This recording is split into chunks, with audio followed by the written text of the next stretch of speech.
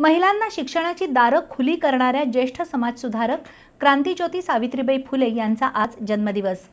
भारताच्या पहिल्या महिला शिक्षिका, प्रतिभावंत कवयित्री, समाजसेविका अशी ओळख असलेल्या सावित्रीबाईंनी आयुष्यभर संघर्ष केला आणि शिक्षणाचं महत्त्व समाजामध्ये रुजवलं। पती ज्योतिबा फुले यांच्या मदतीनं सावित्रीबाईंनी 1848 साली पुण्यामध्ये पहिली मुलींची शाळा सुरू केली। त्या काळामध्ये विधवा विवाहासाठी प्रयत्न करणाऱ्या, दलित आणि अस्पृश्यांना समाजाच्या मुख्य प्रवाहात आणण्यासाठी झटणाऱ्या, स्त्री हत्या रोखण्यासाठी आग्रही असलेल्या सावित्रीबाई फुले म्हणजे महाराष्ट्राच्या पुरोगामी इतिहासातील एक पर्व आहेत। सावित्रीबाईंच्या जयंतीनिमित्त त्यांना अभिवादन करणारं बी न्यूजचं हे विशेष वृत्त।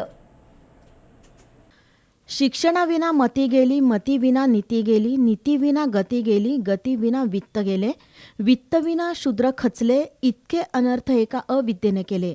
म्हणूनच शिक्षण घ्या असं महात्मा ज्योतिबा फुले सांगायचे। महात्मा ज्योतिबा फुले आणि क्रांतीज्योती सावित्रीबाई फुले यांचे केवळ महाराष्ट्रावर नव्हे तर सबंध भारतावर मोठे उपकार आहेत। समाज सुधारणेचं एक पर्व फुले दाम्पत्यानं उभारलं। 3 जानेवारी 1831 रोजी सातारा जिल्ह्यातील नायगाव इथं जन्म झालेल्या सावित्रीबाईंचं वयाच्या अवघ्या 9व्या वर्षी लग्न झालं।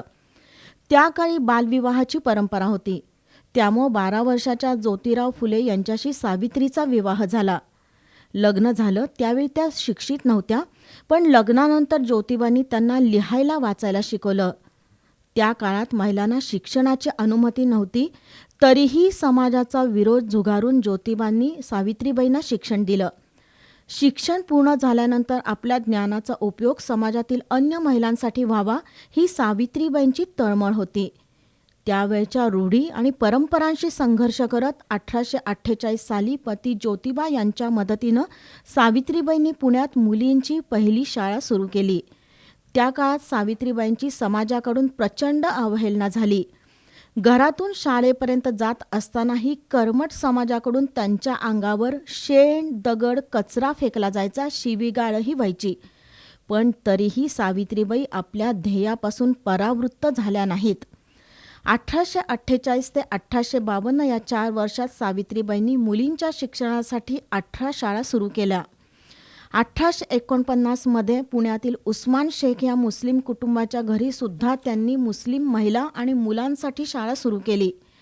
शिक्षण वाचून तरणोपाय नाही, त्यामुळे शिका असं सांगणाऱ्या सावित्रीबाई आणि ज्योतिबाचं शिक्षण क्षेत्रातील योगदान पाहून ब्रिटिश सरकारनं 16 नोव्हेंबर 1852ला त्यांचा गौरवही केला।